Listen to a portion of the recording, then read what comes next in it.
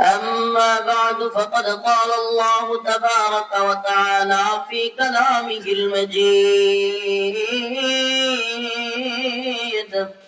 وفرقانه الحميد. أعوذ بالله من الشيطان الرجيم. بسم الله الرحمن الرحيم. ولئن سألتهم ليقولن إنما كنا نخوض ونلعب قل أبالله وآياته ورسوله كنتم تستهزئون لا تعتذروا قد كفرتم بعد إيمانكم. صدق الله مولانا العظيم وصدق رسوله النبي الكريم ونحن على ذلك من الشاهدين والشاكرين والحمد لله رب العالمين.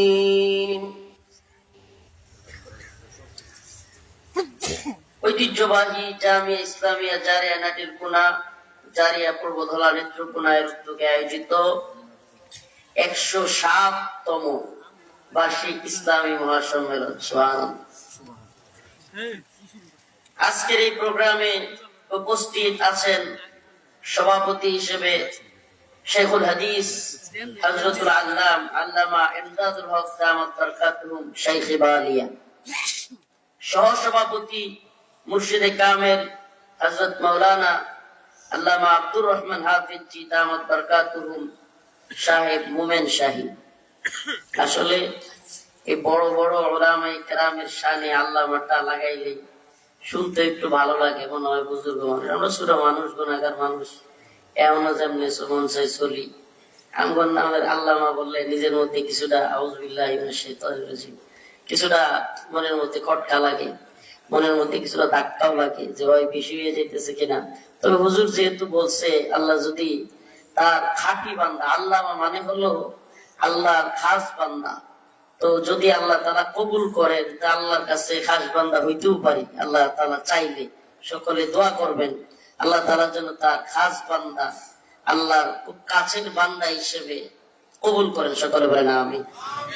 আর উপস্থিত ছিলেন হযরতুল আল্লাম শেখুল হাদিস আল্লামা হাফেজ মুফতি জামাল উদ্দিন সাহেব দামাত বরকাতুহুম, হযরত মাওলানা ইয়া মাহমুদ সাহেব দামাত বরকাতুহুম। আমার আগে আলোচনা করে গেলেন বাংলাদেশের একজন পরিচিত আলোচক মুফতি নূর হোসেন নুরানি দামাত বরকাতুহুম।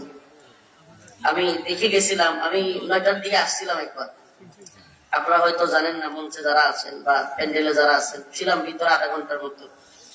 আমি তো ছাত্র মানুষ, সুযোগ দেয় না, বুঝেন না। এখনো হুজুর বসে আছে, আমার খুব খারাপ লাগতেছে। আমার হুজুর মুফতি জমিরুদ্দিন সাহেব হুজুর খুব তাড়া দিয়ে আনছে, হুজুর এক্ষুনি নুরানি সাহেবের আলোচনা শেষ, তাড়াতাড়ি আসেন। আয়সা দিয়ে আরেকজন হুজুর বসে আছে।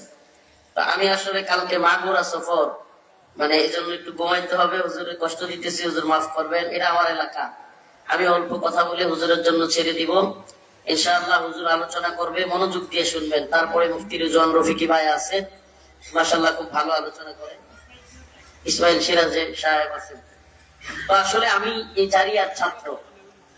আজকে মানে জারিয়াতে যখন পড়াশোনা করি, আপনার মনে কষ্ট নিচ্ছেন? আমি মূল আলোচনার বাইরে দিয়ে একটা কথা বলে নিচ্ছি, এগুলো জানানো দরকার। আমি জারিয়াতে পড়াশোনা করছি কয়েকবার, মানে জারিয়াতে নুরানি পড়ছি। আমার মামা মাওলানা আবু বকর সাহেব হুজুর এই মাদ্রাসার পড়ছেন, তো মামা আমার ভর্তি করছিলেন এই মাদ্রাসায়। মামার বন্ধু হলো আবার আমাদের হযরত মাওলানা মনসুর সাহেব হুজুর। অনেক স্মৃতি মনে আছে, এই যে ওরা আসতেছে মুস্কি মুস্কি, নুরানি পড়ছে কতটি, তাজুল টাজুল এগুলা অনেকগুলো, হাসতেছে আমার সাথে, যেগুলো নুরানি পড়ছে এখন পড়ে না, বাদামি হয়ে গেছে, ট্রাক চালায়, কতটি বাস চালায়, অনেক কিছু। এগুলো সব তো চিনি। আমি জারিয়াতে পড়াশোনা করছি, খেলছি, ঘুরছি, একবার নুরানি পড়ছি, আবার কিছুদিন ঢাকায় যাত্রাবাড়িতে পড়াশোনা করছি, ঘুরে ফিরে আবার হেফজো পড়ছি। হেফজো কইরা আবার শনি রাত্রায় সাইনবোর্ডে যাত্রাবাড়িতে কিতাব খানায় কইরা আবার শরহে বেকায়া জালালাইন করছি, এখানে আবার চলে গেছি, মিসকাত দাওরা করছি, আবার ঢাকায় বাড়ি দাঁড়াই। আদব করছি। তো মানে এই জারিয়ার সাথে আমার সম্পর্কটা একেবারে সুবহানাল্লাহ মানে রক্তের। আমার জারিয়ার সাথে আমার সম্পর্কটা আত্মা, মানে একেবারে গভীরের। আমি জারিয়ার আমার সবাই মোটামুটি চিনে, আমিও জারিয়াবাসীকে চিনি। জারিয়ার এই অনেকগুলো বাড়িতে লজিং খাইছি। হ্যাঁ, আমি এক পর্যায়ে আমার আব্বা যখন মারা যায় জারিয়াতে পড়ি, তখন আমাকে পড়ানোর মতো আর অবস্থান ছিল না।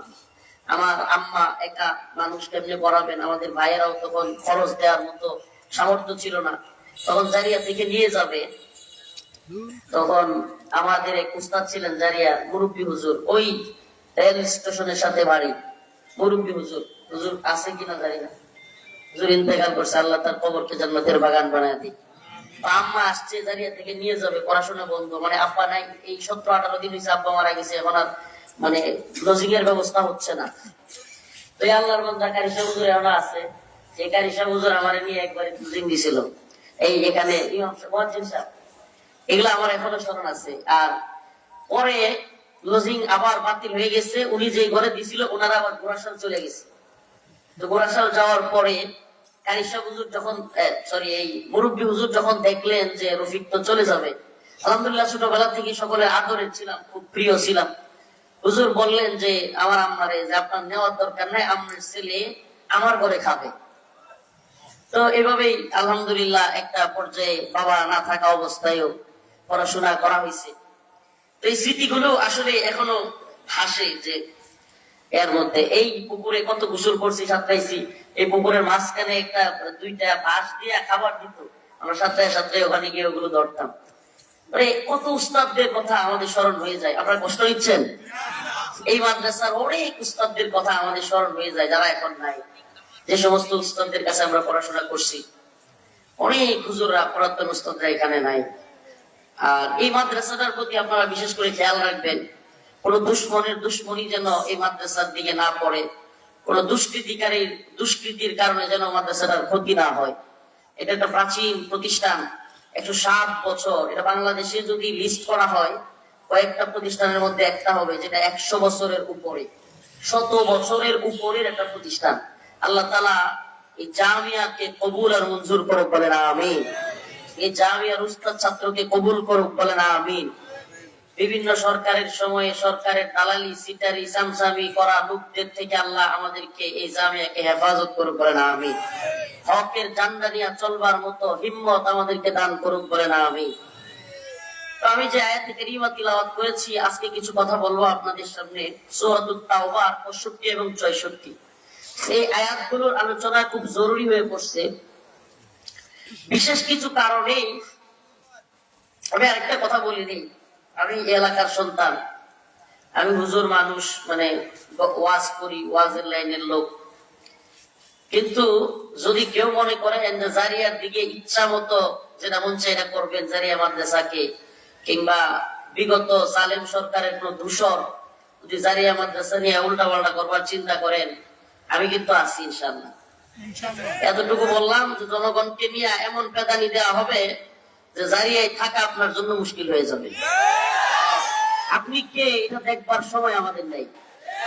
মাদ্রাসার যদি ভালো চান, মাদ্রাসার যদি ফায়দা চান, আপনি অবশ্যই মাদ্রাসার ফায়দা চাইলে আপনাকে সম্মানের সাথে গ্রহণ করা হবে। কিন্তু যদি মাদ্রাসার ক্ষতি করবার চান, আপনি কে কোন দলের কি এটা আমরা দেখবো না। অতএব জারিয়া মাদ্রাসার সন্তানেরা, এই মাদ্রাসার সন্তানেরা এখন এক একজন এক এক জায়গায় চলে যেতে পারে, কিন্তু যদি আমরা ডাক দেই কয়েক হাজার ছাত্র জমা হবে, জারিয়াবাসী যেতে বেশি। আর এটাও সত্য, জারিয়াবাসী এই মাদ্রাসাটাকে অন্তরের মাদ্রাসা মনে করে। এই জামিয়ার উপরে হাত দিলে জারিয়াবাসীও আপনাকে ছাড়বে না। অতএব মাদ্রাসা কেন্দ্রিক উস্তাদদেরকে ছাত্রদেরকে সহযোগিতা, আমি জীবন ভর দেখছি জারিয়াবাসী ছাত্রদেরকে উস্তাদদেরকে সহযোগিতা করে, জীবন ভর দেখছি। অতএব কোন জুলুমের হাত বাড়াবেন না, ওই হাত ভেঙে দেওয়া হবে। আয়াতে কারিমা তিলাওয়াত করেছি 65 এবং 64 সূরাতুত তাওবা। وَلَئِن سَأَلْتَهُمْ لَيَقُولُنَّ إِنَّمَا كُنَّا نَخُوضُ وَنَلْعَبُ قُلْ أَبِاللَّهِ وَآيَاتِهِ وَرَسُولِهِ كُنتُمْ تَسْتَهْزِئُونَ। لا تعتذروا قد كفرتم بعد إيمانكم।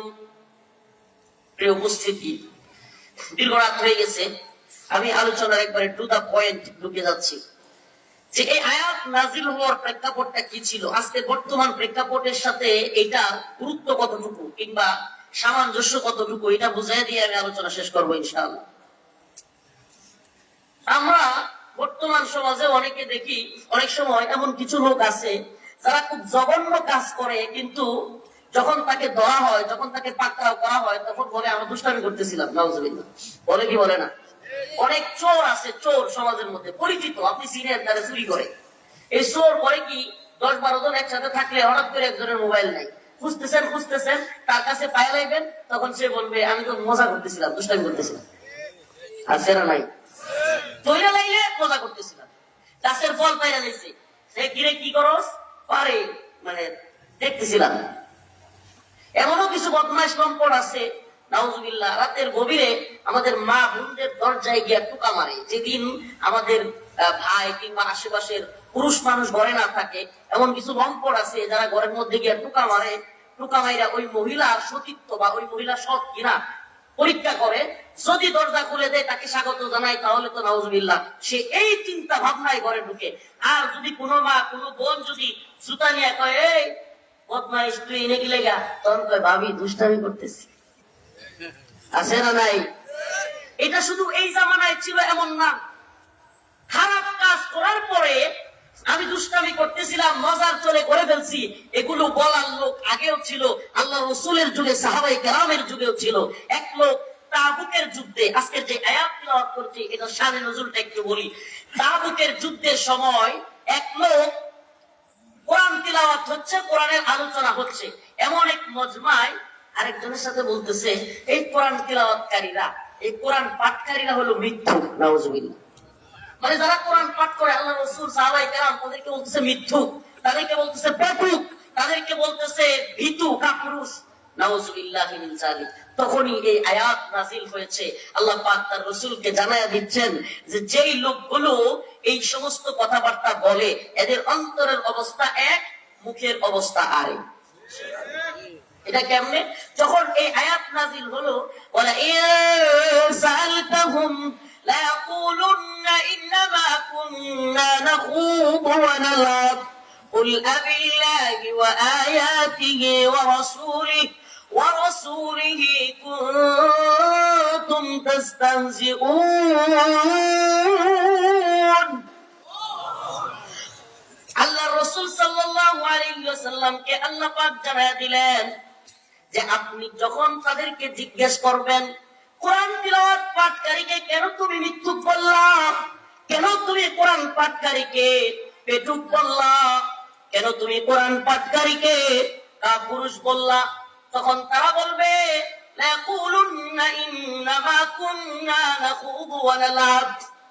এই যে বদমাশ, যেটা কিনা তাবুকের যুদ্ধের সময় এই কথাগুলো বলতেছিল, আল্লাহ রাসূল সাল্লাল্লাহু আলাইহি ওয়াসাল্লাম হাদিসের মধ্যে আসছে, উটে উট দিয়ে যাচ্ছিলেন, আল্লাহ রাসূলের উটে এইভাবে এক হাত ধরছে আর এইভাবে দৌড়ে দৌড়ে উটের সাথে যায়, আর তার শরীরটা পাথরের সাথে লাগতেছিল, এইভাবে দৌড়ে দৌড়ে যায় আর বলে ইয়া রাসূলুল্লাহ আমি তো আসলে মজা করতেছিলাম। মজা কি করতেছিলাম? মজা করতেছিলাম। আল্লাহ পাক কোরআনের আয়াত নাযিল করে জানায়া দিলেন قل أبالله وآياته ورسوله كنتم تستهزئون। এভাবে আপনি বলেন যে তুমি কি আল্লাহ এবং তার রাসূলকে নিয়া, আল্লাহ এবং তার রাসূল ওয়া আয়াতিহি এবং আল্লাহর কোরআনকে নিয়া মজা করতেছিলে? যদি তুমি তাই করে থাকো, আল্লাহ এবং তার রাসূলকে নিয়া, কোরআনকে নিয়া মজা করে থাকো, লা তা'তাদিরু ক্বাদ কাফারতুম, লা তা'তাদিরু ক্বাদ কাফারতুম, তোমার কোনো উযর, কোনো আপত্তি, তোমার কোনো বক্তব্য শোনার সময় নাই। লা তা'তাদিরু ক্বাদ কাফারতুম বাদা ঈমানিকুম, তুমি ঈমান আনার পর কুফরি করেছো, আল্লাহ এবং তার রাসূলকে নিয়ে কটূক্তি করার কারণে ঈমান আনার পর তুমি কাফের হয়ে গেছো, তোমার কোনো উযর আল্লাহ পাক শুনবেন না।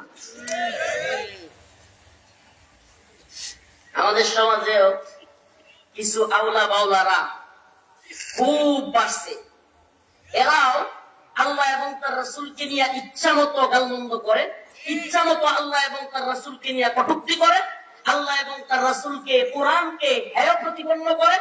এদের অবস্থা হলো এমন যে এদেরকে যখন মনে করেন কথার কথা জায়গা বাজার একটা ধরছেন বাবা, এই বদমাইশ, আল্লাহ এবং তার রাসূলকে নিয়ে উল্টাপাল্টা কথা কস, কিংবা তুই গাঁজা খাস কিন্তু নামাজ পড়স না, আবার নিজের উলিয়া উলিয়া মারে করতে লোক দাবি করস, তখন বলবে আরে আমরা তো মানুষের একটু বিনোদন দিই, মজা করি।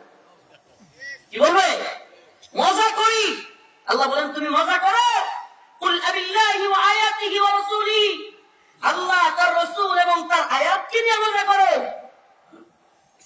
লা তা'তাযিরু ক্বাদ কাফারতুম, তোমার কোন উযর আপত্তি, তোমার কোন উযর কবুল হবে না, গ্রহণযোগ্য হবে না। লা তা'তাযিরু ক্বাদ কাফারতুম বা'দা ঈমানিকুম, ঈমান আনার পর তুমি কুফরি করে ফেলেছো। এই ফতোয়া কে দিছে? এখন যদি কোন বাউলে যদি এই ধরনের বক্তব্য দেয়, যেই বক্তব্য সুস্পষ্ট ভাবে আজকে আপনাদেরকে শোনানো দরকার, মুসলমান ইমানদার শোনানো দরকার, আপনাদের জানা দরকার যে কোন বাউল যদি এই ধরনের বক্তব্য দেয় আল্লাহ এবং তার রাসূলকে নিয়ে, যেটা ইমানের সাথে আল্লাহর শান মানে যায় না, মুমিনদের অন্তরে কষ্ট পায়, আল্লাহ পাকের শান মানে আঘাত আনে, আর সে যদি বলে যে আমি পালা গান করতেছিলাম, জীব আর পরমের পালা, এই বন্ডামি নাম দিয়া যদি আল্লাহর বিরুদ্ধে এই ধরনের, একটু শুনেন আগে কথাগুলো, তারপরে আমি আপনাদেরকে কথাগুলো বলছি। এই কথাগুলো আমাদের এই আঞ্চলিক ভাবে খুব প্রাসঙ্গিক, বর্তমান জাতীয় ভাবে খুব প্রাসঙ্গিক। কেন প্রাসঙ্গিক এটা তারপরে বলছি, আপনারা একটু ভিডিওটা দেখবেন, শুনবেন। জানি আল্লাহর কথার কোনো গোয়া মাথা বিদেশি পাই না, মাথা কোনটা গোয়া কোনটা। আমি জানি না আপনারা শুনছেন কিনা, বলছে আল্লাহর কথা গোয়া মাথা আমি কিছুই বুঝতে পাই না।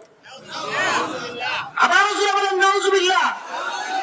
ওই গোয়া কোনটা শব্দগুলো শুনতেই আল্লাহ পাকের সাথে যে কুলাঙ্গার এই ধরনের শব্দ উচ্চারণ করতে পারে, বাংলার জমিন এদের জন্য সংকীর্ণ করে দেওয়া হবে। বাংলার উলামায়ে কেরাম, তাওহীদি জনতা পর্যন্ত মানিকগঞ্জের এই কুলাঙ্গার আবুল সরকারকে দৃষ্টান্তমূলক শাস্তি না দিলে বাংলার জমিন আমরা উত্তপ্ত করে ফেলবো। বাংলার সমস্ত অঞ্চল অচল করে দেওয়া হবে। মানিকগঞ্জে আগামী 1 ডিসেম্বর আমি রফিকুল ইসলাম আপনাদের সন্তান কর্মসূচি দিয়েছি। আপনাদের মঞ্চে আসার পর জাতীয় দৈনিক পত্রিকা যুগান্তরে দেখলাম আমার এইটা নিয়ে নিউজ করেছে, 1 ডিসেম্বর মানিকগঞ্জে এই আবুল সরকারের দৃষ্টান্তমূলক শাস্তির জন্য ইনশাআল্লাহ আদালত চত্বরে অবস্থান কর্মসূচি পালন করব আমি।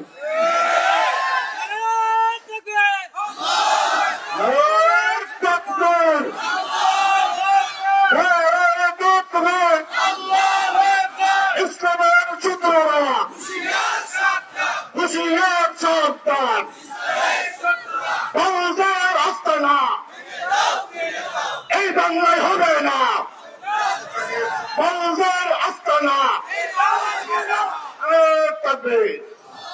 আপনাদের ঈমানি জজবা জাগানোর জন্য এবং অন্তর থেকে আল্লাহর প্রতি ভালোবাসা বাড়বার জন্য এবং এই বাউলাদের বঙ্গ কথাবার্তার প্রতি ঘৃণার জন্য আমি আমারও শোনাচ্ছি। যেহেতু আমি বলছি, এবার কথাটা খেয়াল করেন, দেখেন কত জঘন্য কথা বলতেছে। আল্লাহর কথার কোনো গোয়া মাথা বিদেশি পাই না, মাথা কোনটা গোয়া কোনটা। নাউজুবিল্লাহ। আপনি চিন্তা করেন, আমরা শুধু ওর বক্তব্যে কষ্ট পেয়েছি তাই না, এখন নতুন করে এনসিপি নামক নতুন ছাত্রদের একটা দল বেরিয়েছে না, ছাত্র সমন্বয়কদের দল। হ্যাঁ, জুলাই বিপ্লবে এরা আন্দোলন করেছে, এটা সত্য। আমরাও আন্দোলন করেছি, তাদের সাথে ছিলাম। এনসিপি নামক এই দল, তারা আল্লাহর রাসূল, আল্লাহ পাককে নিয়ে যে কটূক্তি করছে, এই বাউলাদের পক্ষে বিবৃতি দিচ্ছে। নাউজুবিল্লাহ বলবেন না?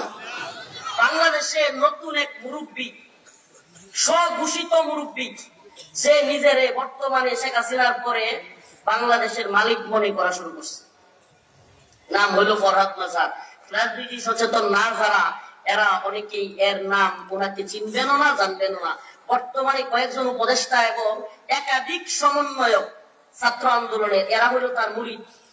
এই ফরহাদ মাজার যেমন ভান্ডারী, এই কিছু এর উপদেষ্টা আছে, মাহফুজ আলম একটা আছে, আরো কয়েকটা আছে, এগুলাও এর মুরিদ। এই জন্য সে মনে করছে যে যেহেতু ছাত্র উপদেষ্টারা আমার মুরিদ, আমার কিছু ভক্তবৃন্দ আছে, দেশটা মনে হয় নতুন করে ওই শেখ হাসিনা যেমন বলতে আমার বাপের দেশ, এমন মনে হয় ফরহাদ মাজারের বাপের দেশ।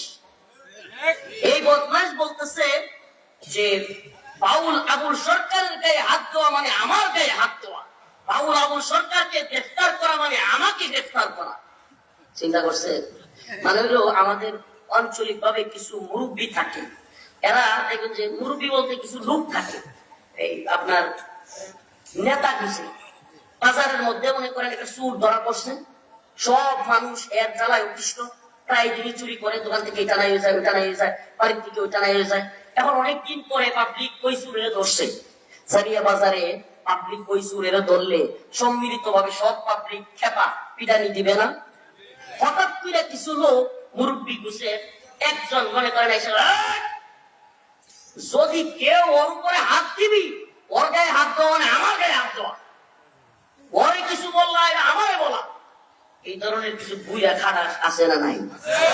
ভাষাটা একটু খারাপ করলাম।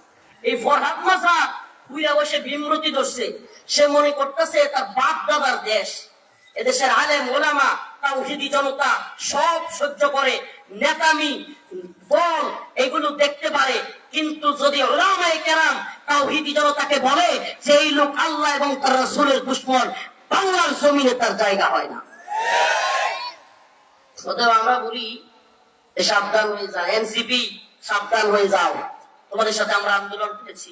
আমি বলেই ফেলি অন দ্য রেকর্ড, কালকে রাত্রে এনসিপির একজন সমন্বয়ক এবং খুবই উল্লেখযোগ্য নেতা আমার সাথে মোটামুটি 5ই আগস্টের পরে আগে যোগাযোগ ছিল, কথা বলতাম, তাদের ডাকে আন্দোলনেও গিয়েছি, হাসনাত আব্দুল্লাহ, প্রিয় ভাই হাসনাত আব্দুল্লাহকে আমি এই ভিডিও বাউলের এটা পাঠাইলাম, আর এনসিপির যে বিবৃতি বাউলদের পক্ষে এটা পাঠাইলাম।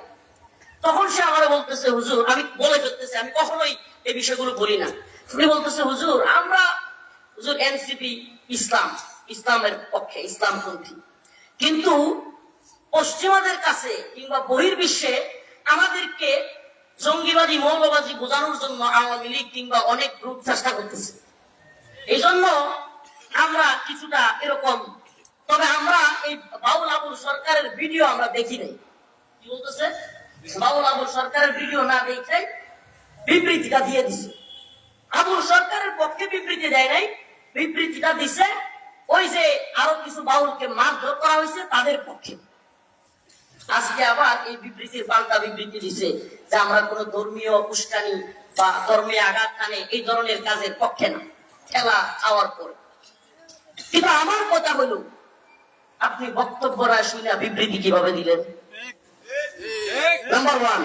নাম্বার 2, আমেরিকার পশ্চিমারা খুশি কইরা আল্লাহর গোলামি করতে পারবে? আমেরিকার পশ্চিমাদেরকে খুশি কইরা ঈমান ধরে রাখতে পারবেন? ভারতের গোলামি করতে গিয়া হাসিনা এই দেশের যা মন চাই তা করছে, আলেম ওলামাদেরকে জেলে বসছে, রিমান্ডে নিছে, নির্যাতন করছে, ফাঁসি দিছে, যা মন চায়। অনেক কিছু আমরা জানি যেগুলো আওয়ামী লীগের শেখ হাসিনার ইচ্ছাও ছিল না, ভারতের কথাই করা লাগছে, এগুলো আমরা জানি। খুদ আমারে যখন বেরি পড়াইছে, আপনারা শুনলে অবাক হয়ে যাবেন, খুদ আমাকে যেদিন বেরি পড়াইছিল ঢাকায়, আমি একবারে প্রাইম মিনিস্টারের ঘরের, প্রাইম মিনিস্টারের রুমের দায়িত্বশীল তাদের মুখ থেকে, তাদের মাধ্যমে কারাগারে থেকে শুনছি যে আমার ব্যাপারে সে বলতেছে, উনি বলতেছে যে এই হুজুরটারে কি এইভাবে বেরি টেরি পড়ানোর দরকার আছে? সব খুশি না, তাহলে কাকে খুশি করে? এরা ভারতকে খুশি করে। কার গোলামি করে? ভারতের গোলামি করে। ভারত চায় আলেম ওলামাদেরকে গ্রেফতার করো, কেন তারা মোদির বিরুদ্ধে আন্দোলন করলো? এই জন্য আওয়ামী লীগ ইচ্ছার বিরুদ্ধে, আওয়ামী লীগের সব ভালো তা না, সব খারাপ তা না, কিছু খারাপ, অতিরিক্ত খারাপ ভারতের গোলামি করতে গিয়া এরা এমন পর্যায়ে গিয়েছিল যে আল্লাহ আযাব নিজেরা ডাইকে আনছিল ভারতের গোলামি করতে গিয়ে। তো ভারতের গোলামি করতে গিয়া আমেরিকার আওয়ামী লীগ যদি এদেশে পিটানি খায়া পালাইতে বাধ্য হয়ে থাকে। নতুন করে যদি কেউ আমেরিকার গোলামি করবার চায়, আমেরিকার ডলার খায়া যদি কেউ বাংলাদেশে বাক স্বাধীনতার নামে, বাক স্বাধীনতা বুঝেন মানে আমেরিকা এবং পশ্চিমের একটা বাক স্বাধীনতা হলো যে মনে চায় কোরআনকে পুরাইতে পারবে নাউজুবিল্লাহ, কোরআনের বিরুদ্ধে বলতে পারবে নাউজুবিল্লাহ, আল্লাহকে নিয়ে রাসূলকে নিয়ে ইচ্ছা মতো কথা বলা যাবে। পশ্চিমে এটার নাম হলো বাক স্বাধীনতা। এই কালচারটা বাংলাদেশে চালু করবার জন্য জুনায়েদ সাকি, ফরহাদ মাজার, মেঘমল্লার বসু, আরো কিছু সুশীল সেকুলার এই বাংলাদেশে আমেরিকান ডলার খেয়ে সমকামিতা, ট্রান্সজেন্ডার মতবাদ, ছেলে ছেলে, মেয়ে মেয়ে, অবৈধ মেলামেশা, নাউজুবিল্লাহ, ছেলে ছেলে মেলামেশা, নাউজুবিল্লাহ, মেয়ে মেয়ে মেলামেশা, গে ছেলে ছেলেকে বলে গে, মেয়ে মেয়ে এটাকে বলে লেসবিয়ান।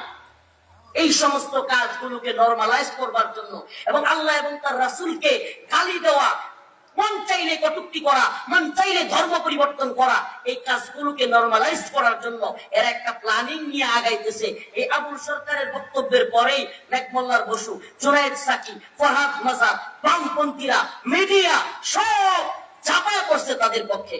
আর আমাদের হুজুররা, আর এই যে একটু আগে হুজুর যে ইসলামপন্থী বাক্স বইয়া লাইতেছে সব দরে এক হয়ে গেছে, আমাদের হুজুররা ভোট আর জুট নিয়ে ব্যস্ত, আল্লাহর নিয়ে কথা কওয়ার সময় নেই। ভোট আর জুট নিয়ে ওনারা খুব ব্যস্ত, ওনারা ইসলামী শরিয়া প্রতিষ্ঠা করবে, আল্লাহর কেউ গালি দিলে এটার সময় ওনাদের নাই। নাউজুবিল্লাহ। আমি তো বলে ফেলি ভাই, আমি কাউরে রাইটা কথা বলি না, কারণ আল্লাহর গোলামি করি। জমিন কার? কথা কর না, জমিন কার? হায়াত দিছে কে? মৃত্যু দিবে কে? জান্নাত দিতে পারেন কে? ইন্না সালাতি ওয়া নুসুকি ওয়া মাহইয়ায়া ওয়া মামাতি লিল্লাহি রাব্বিল আলামিন। আমার নামাজ, আমার কুরবানি, আমার হায়াত, আমার মৃত্যু সব কার জন্য? আল্লাহর জমিনে বাস করি, ভয় কাকে পাবো? এজন্য আমি কখনোই আলহামদুলিল্লাহ, আল্লাহ মাফ করো, আস্তাগফিরুল্লাহ, আল্লাহ মাফ করো, এই জন্য আমি কখনোই কাউকে পরোয়া করে কথা বলবার চেষ্টা করি না। সেই কারণে আমি স্পষ্ট বলি, আমরা আওয়ামী লীগ এবং হাসিনার বিরোধিতা করেছি ভারতের গোলামির জন্য। আমরা তাদের বিরুদ্ধে আন্দোলন করেছি। এদেশের আলেম ওলামা তাওহীদবাদী জনতাকে রিমান্ডের নামে নির্যাতন করেছে, জেলে নিয়েছে। বাংলাদেশের শত শত আলেমকে নির্যাতন করবার কারণে আমরা তাদের বিরুদ্ধে গিয়েছি। ইসলামের বিরুদ্ধে অবস্থান করবার কারণে জাতীয় মসজিদে ভোট নিয়ে প্রশাসন গুলি করেছে মুসলিম জনতার উপরে। আমি বলতে চাই, আজকে যদি নতুন করে ডক্টর মোহাম্মদ ইউনূসের সরকার কিংবা আগামীর যে সরকার আসবে, এরাও যদি হাসিনার কাজ করে, তাইলে আমরা কি চুপ থাকবো? কথা বলেন, আমরা চুপ থাকবো? সাবধান করে দেই, বাক স্বাধীনতার দোহাই দিয়ে কেউ যদি বাংলাদেশে আল্লাহ এবং তার রাসূলের সম্মানে আঘাত করে, আল্লাহর নবীর ঘোষণা, মান সাব্বা নাবিয়ান ফাকতুলু, আল্লাহর রাসূলকে যে গালি দিবে, ইমাম আহমদ, ইমাম শাফিঈ, ইমাম মালিক, ইমাম হানাফি সমস্ত মাযহাব একমত, তার একমাত্র শাস্তি হলো ওয়াজিবুল কতল, মান সাব্বা নাবিয়ান ফাকতুলু।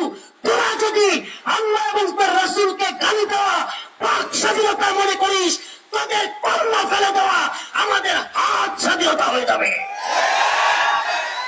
তোদের বাক স্বাধীনতা যদি আল্লাহ এবং তার রাসূলকে গালি দেওয়া হয়, কটূক্তি করা হয়, আমাদের হাত স্বাধীনতা হবে তোদেরকে সাইজ করে দেওয়া। আমি স্পষ্ট বলি, জন্য আপনারা গান করবেন, যেহেতু এখন ইসলামী শরিয়া রাষ্ট্র হয়ে যায় না, এটা হাসিনার কাছ থেকে আয়েশা ডক্টর মোহাম্মদ ইউনূসের কাছে আসছে, ভারতের গোলামের কাছ থেকে আমেরিকার গোলামের কাছে আসছে। তো আমরা জানি যে এটা ইসলামী সরকার এখনই হয়ে যায় নাই। এই উপদেষ্টারা, এনজিও সরকার, এগুলোর বেশিরভাগই হলো আমেরিকা এবং ওই পশ্চিমাদের নিযুক্ত, একটা আছে ভারতের নিযুক্ত।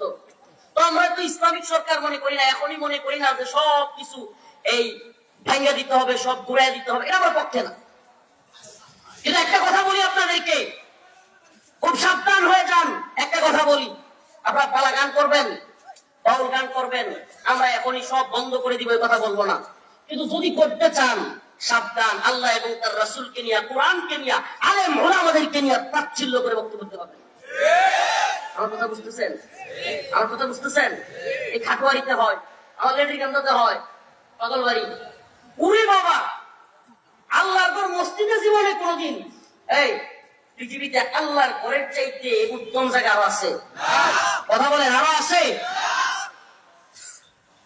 আল্লাহর ঘরে জীবনে কোনদিন দুইটা পরে এমনি এমনি বাইরিছে? জুতা খুলিয়া এই নামাজ পড়ে এমনি এমনি আইছে? হুমা তাদের মাজারে গেলে এমনি এমনি আইছে? কত বড় ভন্ডামি চিন্তা করছেন? চিকিৎসার নামে এই সমস্ত পাগলবাড়ি নাম দিছে বাবা পীর। এই সমস্ত পীররা চিকিৎসার নামে মানুষকে হাতে পায়ে বাইন্দা চিকিৎসা করানো দিতে পারা যায়। মানুষ আমার গ্রামে আশ্চর্য এক চিকিৎসা। চিকিৎসার নাম হয়েছে হাত পাও বাইন্দা নদীর ফেলা যায়। এরপরে অনেকক্ষণ রাখার পরে দুজন মারাও গেছি, এটার নাম চিকিৎসা। আর মদের গন্ধে, সরি গাঁজার গন্ধে পাগলবাড়ি যাওয়া উপায় থাকে, খালি গাঁজা খুন। এখন আমরা যখন তাদের বিরুদ্ধে কথা বলি, এরা মনে করে আমাদের কিছু। আরে বেটা, তোমরা যে সমস্ত নাম গুলো বিক্রি করো, যে সমস্ত মানুষদের নাম বলো তোমাদের উত্তরসূরি, পরম শাহ কিংবা আরো যারা ছিলেন, টিপু শাহ, ভারত বিরোধী আন্দোলনের অন্যতম নেতা, আসলে এরা কি ওনাদের প্রকৃত বংশধর কিনা আল্লাহ পাক ভালো জানে। যদি সেই সমস্ত মানুষের বংশধর হয়ে থাকো, তাইলে গাঁজার ব্যবসা করতে পারতাম। একদিকে গাঁজার ব্যবসা করে, আর একদিকে এদের পায়ে আইসা মুরিদরা পা লাগাইয়া, কপাল লাগাইয়া পায়ে শোয়া। এ আল্লাহ ছাড়া কারো সিজদা করা জায়েজ? এই জারিয়াবাসী, আপনারা তো আমার চিনেন, আস্তাগফিরুল্লাহ, মাফ করুন, আমি ছোট মানুষ কিন্তু খুব তেরা। আমি কিন্তু বলতেছি আপনাদেরকে, যদি আপনারা পাশে থাকেন, আমার তো আল্লাহ মাফ করুক, অযথাই শেখুল হাদিস আল্লামা জিয়াউদ্দিন দামাত বারকাতুহুমের বিরুদ্ধে কিছু লোক অযথাই আমার নামে হুজুরের কান বাড়ি করছে, প্রোপাগান্ডা করছে। বুঝাই এটা বিলাসপুর মাহফিল কেন্দ্রিক ঝামেলা। বিলাসপুরের মাহফিল, তারা দুইটা পক্ষ হয়েছে। আমি বড় মাহফিল করতে গেছি, ওই দুই ভাই আছে নুরুদ্দিন আর হাবিব মৌলানা সাহেব, ওনারা ওই আর দুই ভাইয়ের সাথে বিলাসপুরের দুই প্রোগ্রাম ওলাদের ঝামেলা, আমি জানতাম না। হুজুরের কান বাড়ি কইরা এরা আমারে অযথাই হুজুরের কানে, আমি হুজুরকে সম্মান করি, মোহাব্বত করি, আমাদের নেত্রকোনা জেলার বীর পুরুষ, আল্লাহ তাকে নেক হায়াত দান করেন, আমিন। অযথাই আমার নামে কান বাড়ি করছি। তো আমি বলি আপনাদেরকে আজকে, যদি আল্লামা জিয়াউদ্দিন রহিমা দামাত বারকাতুহুম কিংবা এই অঞ্চলের উলামায়ে কেরাম একমত হয়, যদি একমত হয়, কোন পাগল বাড়ি কিংবা কোন জায়গায় নেশা, শিরিক, গাঁজা, মহিলাদের নিয়ে নাচানাচির আড্ডাখানার উরস আর হতে পারবে না। রাজি আছেন ইনশাআল্লাহ? আমরা এটা বন্ধ করে দিব। রাজি আছেন ইনশাআল্লাহ? যদি প্রশাসনকে বলবো, ঝামেলা না চান, গাঁজা, নারী নিয়ে নাচানাচি, জুয়া খেলা, শিরিকি কাজ কারবার, পাথর উল্টায়, কি করে? নাউজুবিল্লাহ, পাথর উল্টায়। আবার মহিলারা গোসল করিয়া সকালবেলায় এই শরীরে সব দেখা যায়, ওই নদীর থেকে পুরুষদের সামনে সামনে যায়। যত ভণ্ডামি, এগুলোর নাম যদি পীরগিরি হয়, তাহলে শয়তানি কোনটা? মানে মহিলারা এভাবে গোসল করে নদী থেকে উঠে শরীর দেখা যাওয়া, কিংবা চিকিৎসার নামে হাত পা বাইন্দা ফালাইয়া থোয়া, আবার মাজার থেকে উল্টা ভাবে বাইর হওয়া, গাঁজা খাওয়া, মেয়ে ছেলে একসাথে নাচানাচি, এগুলো যদি পীরগিরি হয়, তাহলে শয়তানি কোনটা? এদেরকে দেখা মনে হয় শয়তানি কয় যে আমার দরকার নাই, তোরাই আমার কাজ করতে। এরা আমাদেরকে শত্রু মনে করে। আল্লাহ মাফ করুক, আমরা তোমাদের শত্রু না। তোমাদের আকাবির, তোমাদের যাও, তোমরা যাদের উত্তরসূরি দাবি করো, তাদের মতো হও, নামাজ পড়ো, কোরআন তিলাওয়াত করো। একটা মসজিদের অবস্থা গিয়ে দেখবেন, মসজিদ নাই, কিছু নেই, নামাজ পড়ার খবর নেই, টিনের সাল্লি পর্যন্ত ঠিক মতো নেই মসজিদটা। আর রঙ্গমঞ্চ বানাই দিচ্ছে একটা বেলাল, এত পাগল হয়ে গেছে গা আমাদের কুতুব জানা মাদ্রাসা ওয়ারিসাত হোসেন বেলাল, এখন পাগল হয়ে গেছে গা। এখন আমি ওই দিন শুনলাম, কাজদার এক লোক আমার বলতেছে, কাজদার তার বাড়ির পাশে হুজুর মাঝে মাঝে আজ্ঞা নিজের গুড়ি যাতাম। চিন্তা করতে পারছেন? আস্তাগফিরুল্লাহ, ক্ষমতার দাম্ভিকতা, অহংকার, জুলুম। অথচ এই বেলাল এবং তার বাইকনা সুজনের নাম না দিলে মাহফিল হইতে দিত না কোনো বেলায়।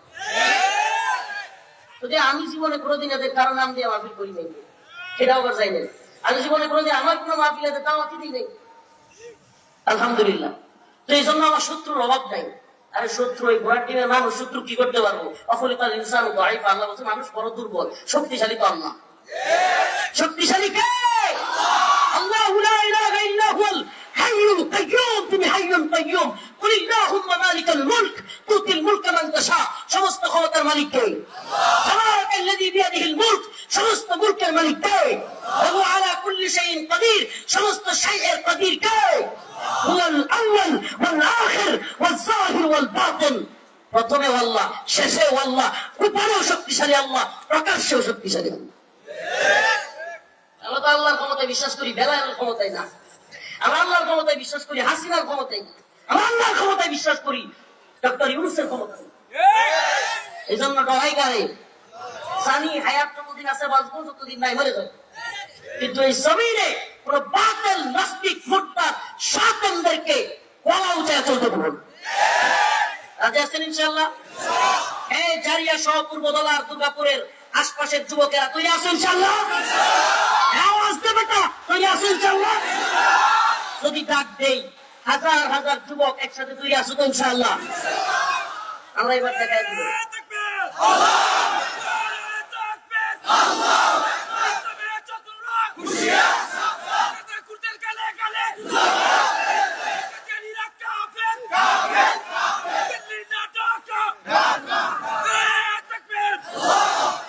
আমার ঘোষণা সুস্পষ্ট, হুঙ্কারের জন্য না, আমি আস্তে বলতেছি, আস্তে বলতেছি। যদি যদি গাজার আসর বসানো হয়, যদি নারীদেরকে নাচানোর নামে ওরস করা হয়, যদি শিরকি কাজ কারবার করা হয়, ইনশাআল্লাহ আমরা ইনশাআল্লাহ উলামায়ে কেরামের নেতৃত্বে জারিয়ার আলেম সমাজকে বলবো, হুজুর একটা বিপ্লবী কাজ অন্তত করেন, আমার গ্রাম ধারে এই বেজ্জতি থেকে বাঁচান। আপনারা যুবকরা আমাদের পাশে থাকবেন।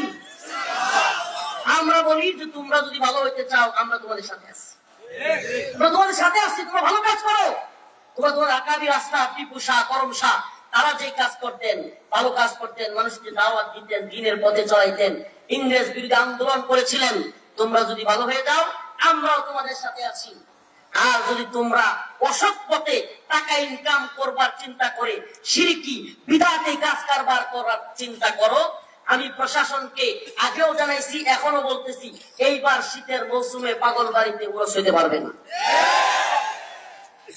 যদি আমরা ডাক দেই, উলামায়ে কেরাম ডাক দেয়, শেখুল হাদিস আল্লামা জিয়াউদ্দিন দামাত বারকাতুহুমের নেতৃত্বে সকল উলামায়ে কেরাম যদি আমরা এক প্ল্যাটফর্মে আসি, ইনশাআল্লাহ আশা করি আর কোন শিরকি বিদআতি কাজ এই অঞ্চলে আর কোন গাঁজাখোরদের আখ্যা থাকবে না। এসে বলেন, যদি গাঁজাখোরের আখ্যা না থাকে, লাভ কি শুধু আমাদের হবে না ওদের হবে? আমাদের পুরা এলাকায় নেশাখোর যুবক পোলাপান ভরে যেতেছে, আমার এলাকায় ভরে যেতেছে, অভাব নেই, অনেক পোলাপান গাঁজা খায়। সব দেখলেই লাল, নদীর পার থেকে আইতেছে, এটা লাল টুকটুক আছে, দেখলেই বোঝা যায় গাঁজার গন্ধ। এই গাঁজাখোর দিয়ে ভরে যাচ্ছে সমাজ। আমাকে বলেন, নেশাখোর সন্তান বাবা মার কথা শুনবে? নেশাখোর সন্তান নামাজ পড়বে? নেশাখোর এ কি আল্লাহর পথে চলবে? যাবে কোথায়? জাহান্নামে। আমরা তোমাদেরকে জাহান্নামবাসী করতে চাই না, আমরা চাই তোমরা জান্নাতের বাসী হও। আমরা কি চাই? অতএব এই পশ্চিমা যে এজেন্ডা, বাংলাদেশকে পাক স্বাধীনতার নামে এই আউল ফাউলরা ইচ্ছা মতো এই পালাগারের নামে, জীবার পরমের পালার নামে আল্লাহকে নিয়ে, রসুলকে নিয়ে কটূক্তি করবার চায়, যদি এগুলোই করবার চায়, ইনশাআল্লাহ আমরাও বাংলার জমিনে এদের প্ল্যানিং বাস্তবায়ন হইতে দিব না। এরা মুসলমানদের পালস বুঝবার চেষ্টা করে, আমরাও ইনশাআল্লাহ তাদেরকে প্রতিহত করবো। রাজি আছেন ইনশাআল্লাহ? তবে একটা কথা বলি, কারো বাড়ি ঘরে হামলা করা, কারো ঘর ভাঙচুর করা, কিংবা আল্লাহ না করুক কারো আঘাত করা আমাদের উদ্দেশ্য না। আমাদের উদ্দেশ্য গাজার আসর বন্ধ করা, আমাদের উদ্দেশ্য নারীদের নিয়ে অশ্লীল নাচানাচি বন্ধ করা। এই 20টা 30টা মাইক লাগায়া সারা এলাকাবাসীকে মহিলাদের ডান্স শোনানো, নাচ শোনানো, গান শোনানো, এগুলো বন্ধ করা। শিরকি কাজ কারবার, আল্লাহকে বাদ দিয়া মানুষের পায়ে সিজদা করা, চুমা খাওয়া, এগুলা বন্ধ করা। নামাজ পড়ে না এমন লোক, দাড়ি নাই এমন লোক, গাঁজা খায় এমন লোক, এমনি বসে আছে আর পায়ে সিজদা করছে। আল্লাহ তাআলা এই শিরকি কাজ কারবার থেকে আমাদেরকে হেফাজত করুন। আরো জোরে বলেন আমিন। কষ্ট পেয়ে থাকলে মাফ করবেন, কারো কষ্ট দেওয়ার জন্য বলি না এই কথাগুলো বলেছি আমার এই অঞ্চলকে শুদ্ধ করবার জন্য। কথাগুলো বলেছি আমাদের এই প্রোগ্রামে, আমার এলাকার সবচেয়ে পরিচিত মাহফিলে, যাতে করে আমরা সকলে সম্মিলিত ভাবে এক হইতে পারি। রফিকুল ইসলাম মাদানীর এক ক্লাসে এরা দিবেন নাকি থাকবেন? কে কে থাকবেন হাত তুলেন। লিল্লাহি তাকবীর, লিল্লাহি তাকবীর। যদি আপনারা সাথে থাকেন, প্রত্যেকটা মসজিদে মসজিদে খবর পাঠাই, সেই দিন ডাক দিব, লিফলেট বিতরণ করবেন, প্রত্যেকটা মসজিদে মসজিদে ইমাম সাহেব হুজুরদেরকে বলবেন, হুজুর যারা আছেন দয়া করে একেবারে বিনীত অনুরোধ করি সকল এলাকায় জানাইয়া দিবেন। ইনশাআল্লাহ যদি তারা মনে করে যে আবারও এই সমস্ত কাজ করবে, ইনশাআল্লাহ আমরা রুখে দাঁড়াবো ইনশাআল্লাহ। আর যদি আপনাদের মুরিদরা আপনাদেরকে আদিয়া নিয়ে আসে, তোফা নিয়ে আসে, আপনাদের বাড়িতে আসে, আপনারা তাদেরকে কি করেন না করেন এগুলো আমাদের দেখার বিষয়। কিন্তু আপনারা শিরিক, বিদআত, তারপরে মানুষকে অপচিকিৎসা দেওয়া, গাজার আসর বসানো, গান বাজনা করা, এগুলা বন্ধ করতে হবে। আমাদের কথা একেবারে ক্লিয়ার, পরিষ্কার কথা। আল্লাহ পাক আমাদের সবাইকে বুঝার এবং আমল করার তৌফিক দান করুন। আরেকটা দাওয়াত দেই, যদি ওখানে কেউ যেতে পারবেন কিনা, 1 ডিসেম্বর ইনশাআল্লাহ আমি ছোট মানুষ, আমার দল নাই, কিন্তু আমি আল্লাহর শান মানের জন্য মানিকগঞ্জ আদালত চত্বরে কর্মসূচি ঘোষণা করেছি। যদি এই বাউল আবুল সরকারকে মুক্তি দেওয়া হয়, মানিকগঞ্জ আদালত চত্বরে হাজার হাজার তাওহীদি জনতা নিয়ে অবস্থান কর্মসূচি করা হবে এবং পরবর্তীতে বৃহত্তর কর্মসূচি দিয়ে হলেও এই সমস্ত বাউলরা আল্লাহকে নিয়ে কটূক্তি বন্ধ করতে হবে।